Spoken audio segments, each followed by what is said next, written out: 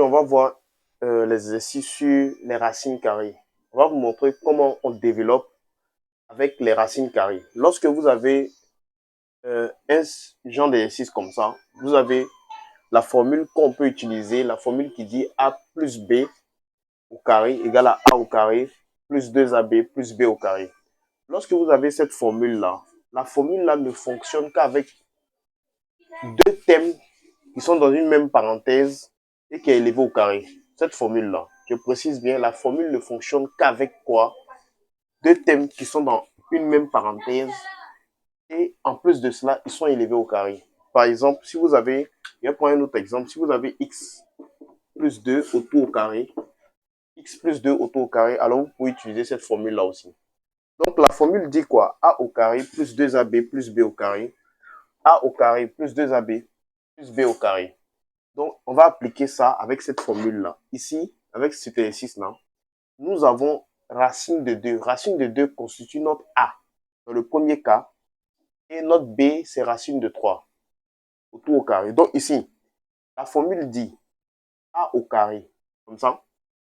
Donc, A au carré, on sait qu'on va mettre A au carré, plus quoi? Ici, il y a plus au milieu, 2AB, 2 facteurs comme ça, AB, 2AB, plus maintenant quoi? Plus B carré.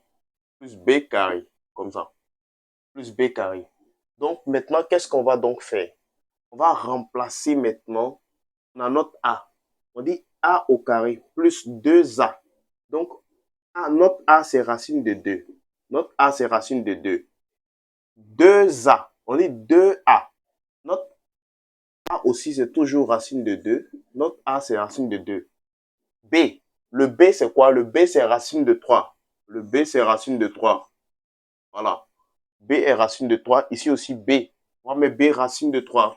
Racine de 3 au carré. Voilà. Donc, une fois que... Ça, c'est la formule qu'on a appliquée. La formule qui dit quoi? A au carré plus 2AB plus B au carré. Notre A, c'est racine de 2. Notre B, c'est racine de 3. Donc, ici, on a remplacé tout simplement pour appliquer la formule.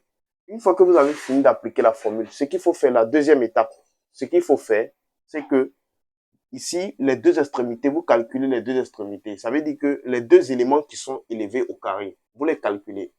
Ici, le carré annule la racine. Donc, il va nous rester 2 ici. Il va nous rester 2. Ici, à la fin, ce qui est là-bas à la fin, on va laisser ceux du milieu d'abord.